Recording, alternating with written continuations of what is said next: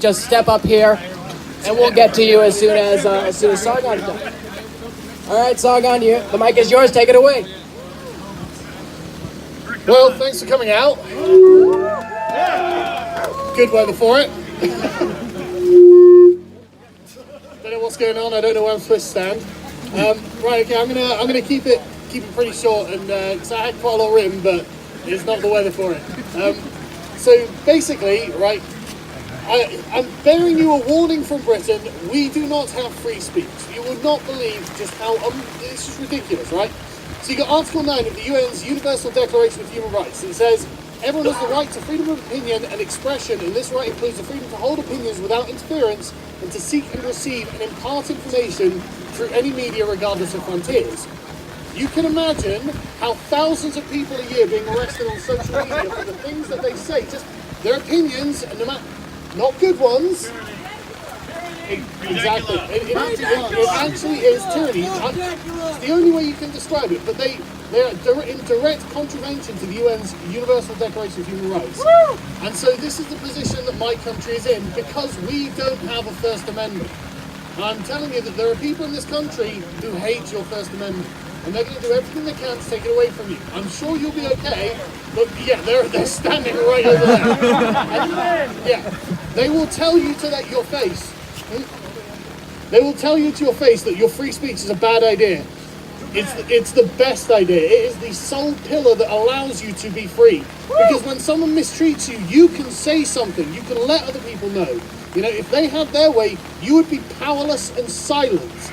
You must, honestly, don't do what we've done in Britain. Don't allow the sort of mummying nanny state types who think, oh, the government can just do everything for you. They'll just let them regulate your speech, let them regulate your social media. No, it is absolutely terrible.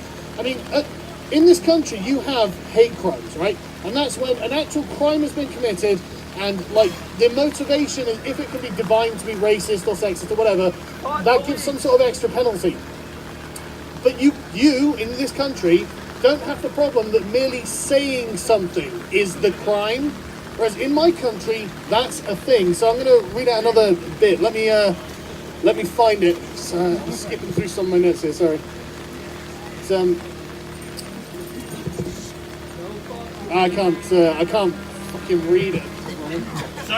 Right, but anyway, so it's something called the Communications Act from 2003, Section 127. It literally criminalizes insults or offense.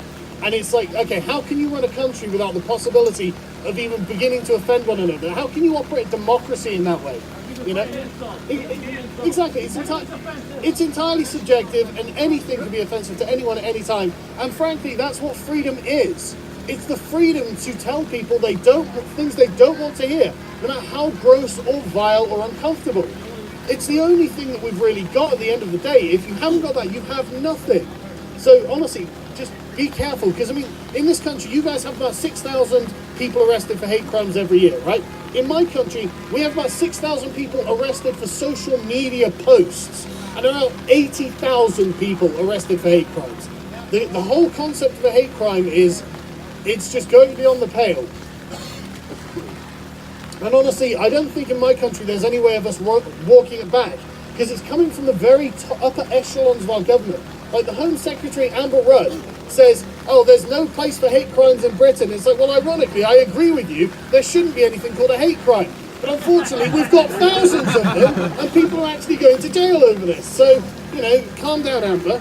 But, You're the one called hate. Yeah, exactly. You know, but this is the thing, like, unfortunately, you've got to protect the speech of the vilest people in your society.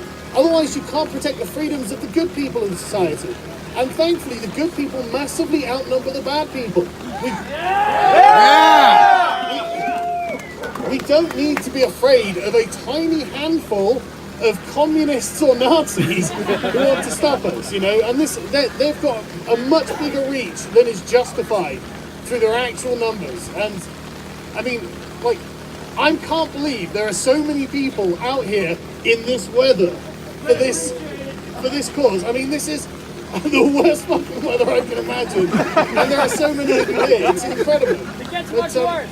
Yeah. Rain's a plan. I think we can handle a little water. But I'm afraid there's nothing I can do about it. I really wish I could. But honestly, thank you everyone for turning out. I really appreciate it. And sorry I'm not going to talk more, but I am so fucking cold. But honestly, thanks everyone. I really appreciate it.